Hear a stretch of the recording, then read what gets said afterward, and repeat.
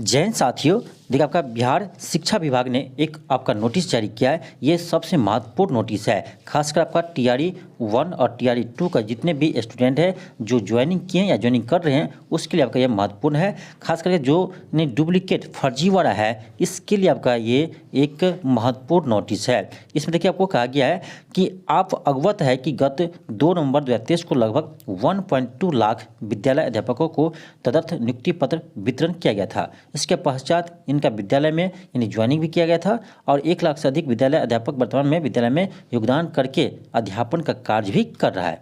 इसका आगे चलिए देखते क्या करा, किंतु इस दौरान ऐसे शिकायतें प्राप्त हुई जिससे यह पता चलता है कि ऐसे कुछ लोगों ने फर्जी नियुक्ति पत्र बनवाने अथवा फर्जी नाम से विद्यालय में योगदान किया और ऐसे कोशिश की और हाल ही में हाजीपुर और सहरसा जिले में ऐसे उपकरण सामने आए हैं।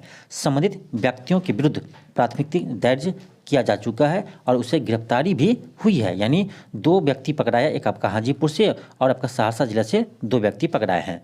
तो इसी को ध्यान में रखते हुए देखिए आगे आपको कहा गया है कि यहाँ ध्यान देने की बात यह है कि इतनी सतर्कता बरतने के बावजूद ऐसे कैसे हो गया कि जिस व्यक्ति ने बीपीएससी की परीक्षा दी थी वह कोई और है और जिस व्यक्ति ने विद्यालय में योगदान किया वो कोई और है, यानी एग्ज़ाम किसी और ने दिया था और ज्वाइन किसी और ने किया है। इसी कारण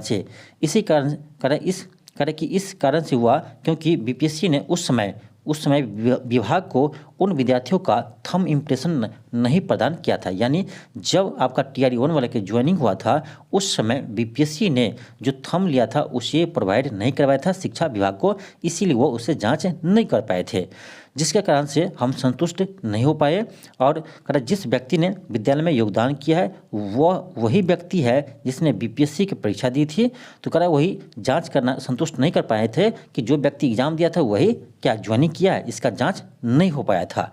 फिर आगे कहा गया कि जिला स्तर पर ये लोग इसलिए नहीं पकड़ में आए क्योंकि वे संभवतः काउंसलिंग में थंब इम्प्रेशन प्राप्त नहीं हुआ, अतः हमारे पास कोई माध्यम नहीं था जिसके माध्यम से हम सुनिश्चित कर सके कि वह सही व्यक्ति है।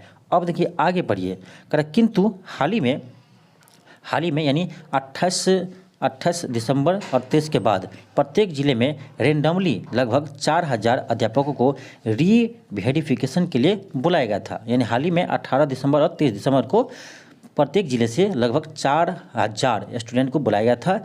जब उनकी पहचान की गई तो एक अध्यापक हाजीपुर तथा सहरसा के 2 अध्यापक पकड़े गए, यानी फर्जीवाड़े में एक अध्यापक हाजीपुर से और 2 अध्यापक आपका सहरसा से पकड़े गए। अन्य 3 अध्यापक भाग खड़े हुए।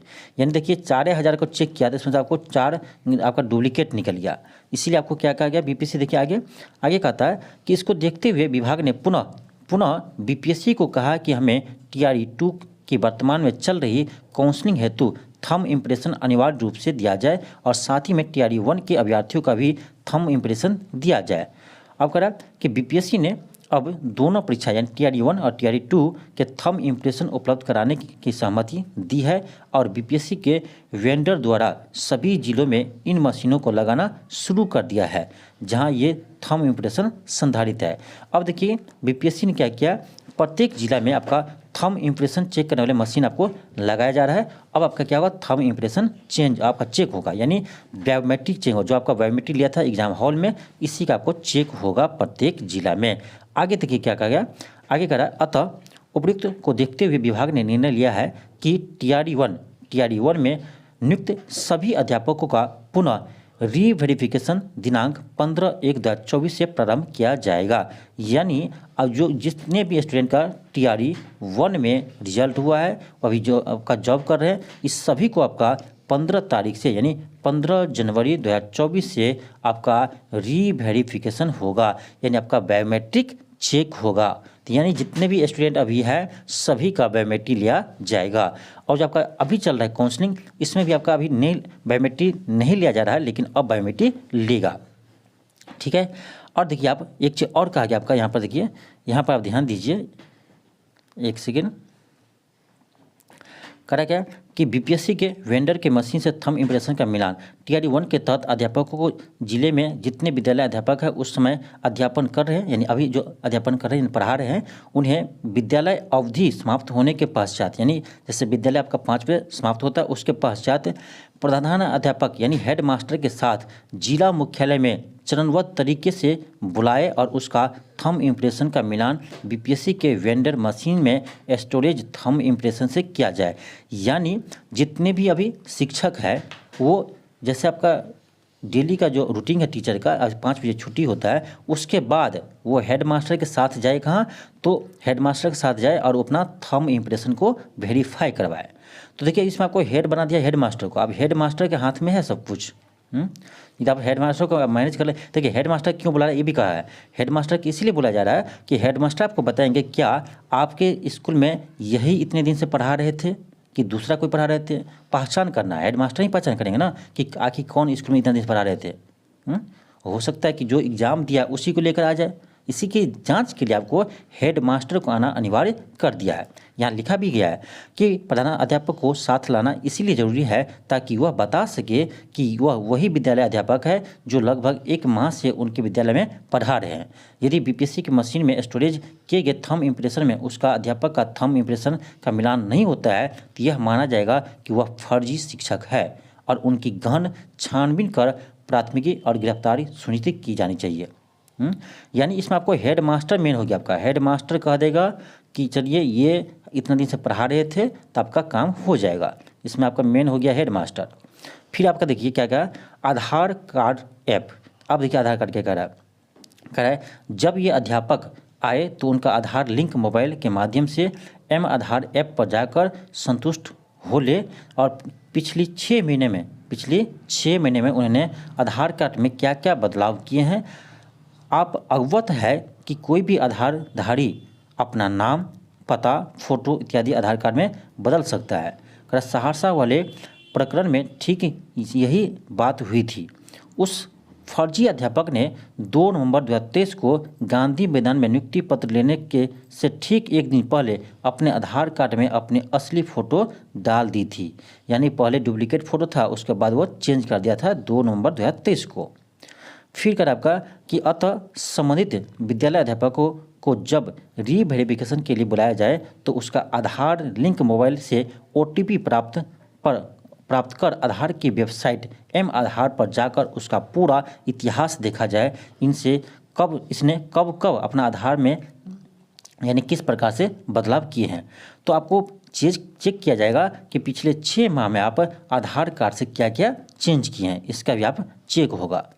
फिर देखिए आपको क्या गया कि आधार QR स्कैनर ऐप से भी मिलान होगा, यानी कि उपरोक्त के अतिरिक्त आधार के QR स्कैनर ऐप पर भी जाकर अध्यापक के आधार कार्ड पर किए गए QR कोड को भी स्कैन किया जाए और देखा जाए कि कोई संदेहास्पद बात तो नहीं है। अब देखिए इतना बात आपको होगा, यानी आपका TRE 1 का भी दोबारा काउंसलिंग होगा, ठीक है, दोबारा आपका रीवेरिफिकेशन होगा आपका TRE 1 का भी और TRE 2.0 का भी। तो 1 वाले जितने भी छात्र हैं, जितने भी शिक्षक हैं, उसका आपका 15 जनवरी से आपका रीवेरिफिकेशन होगा, यानी थंब इम्प्रेशन आपको मिलाया जाएगा, यानी आपका बायोमेट्रिक चेक किया जाएगा। कौन सा बायोमेट्रिक? तो ये आपका आधार बायोमेट्रिक नहीं होगा, जो आपके एग्ज़ाम हॉल में बायोमेट्रिक लिए थे इसी का आपका मैच किया जाएगा। जिसका मैच नहीं होगा उसको पकड़ा जाएगा, समझ जाएगा ये आपका डुप्लीकेट है। तो इतना आपका, इसलिए आपका ये नोटिस जारी किया, बहुत बड़ा आपका नोटिस है, उसको आप एक बार पढ़ लीजिएगा। इतना ही है, आपको जितना बताएं यही आपका खास है, ठीक है। तो मेन बात आपका यही है कि TRE 1.0 वाले स्टूडेंट का भी आपका रीवेरिफिकेशन होगा 15 जनवरी से, और आपका जो अभी TRE 2.0 का स्टूडेंट है तो अभी तक जितने आपका यानी काउंसलिंग नहीं करवाया है उसका तो अभी आपका बायोमेट्रिक चेक हो जाएगा, लेकिन जिसका हो गया उसका दोबारा आपका बायोमेट्रिक चेक होगा। तो यानी आपका देखिए ये नोटिस आपका आज ही का है, आज की नहीं सॉरी आपका 29 है, आपका कल का नोटिस है, देखिए 28/12/2023, ठीक है। तो आपका कल का ये नोटिस है। तो अभी आपका नोटिस ही आया है, तो यानी आपका 15 जनवरी से आपका रीवेरिफिकेशन होगा। इससे ये होगा कि जितने भी फर्जी अभ्यर्थी होंगे जो सर्टिफिकेट खरीद कर या ऐसे उसे जैसे भी अपना नौकरी किया होगा फर्जी तरीके से, वो सभी आपका पकड़ा जाएंगे। तो इससे ये होगा आपका कि कुछ सीट भी आपका फिर खाली होगा, ये तो होना तय है। यदि सही से चेक किया जाए तो बहुत सारे सीट आपका फिर से खाली होगा, क्योंकि ऐसे स्टूडेंट पकड़ा जाएगा। या हो सकता है आपका ये रीचेक होने से पहले वो इस्तीफा दे दें, ये भी हो सकता है। तो इस केस में आपका यानी सभी क्लास में आपका सीट खाली होगा ही। ये बिल्कुल है कि धांधली हुआ है, ये भी कन्फर्म है कि धांधली हुआ है। यदि धांधली नहीं हुआ रहता तो इतना कट ऑफ नहीं जाता, नहीं इस बार इतना कट ऑफ जाता, नहीं पिछले बार इतना कट ऑफ जाता। तो कट ऑफ जाने के कारण ये भी है कि धांधली हुआ था। इसका पता अब बीपीएससी को भी लग गया है और बिहार के शिक्षा विभाग को भी पता चल गया है कि सही में धांधली हुआ है। पता नहीं लगता तो ये आपका ये नोटिस जारी नहीं होता कि बायोमेट्रिक चेक करेंगे।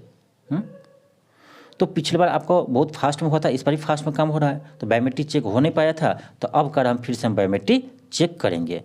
तो इसमें तो सब धरा जाएगा, जितने भी फर्जी अभ्यर्थी होंगे सभी आपका इसमें धरा जाएंगे। तो ये आपका इम्पोर्टेंट नोटिस है, इसको आप ध्यान से पढ़िए। जितने भी स्टूडेंट अभी तक आप एग्ज़ाम नहीं दिए हैं वो भी पढ़िए, क्योंकि आपको अगले बार काम आएगा। और जितने भी आपका TRE 1 और TRE 2.0 का स्टूडेंट है वो अपना इस नोटिस को एक बार ज़रूर देखिए। ये आपका ऑफिशियली नोटिस है, कोई फेक नोटिस नहीं है, ठीक है। तो ये आपका इम्पोर्टेंट नोटिस था, इसलिए आपको सोचें बता देते हैं। थैंक यू, धन्यवाद।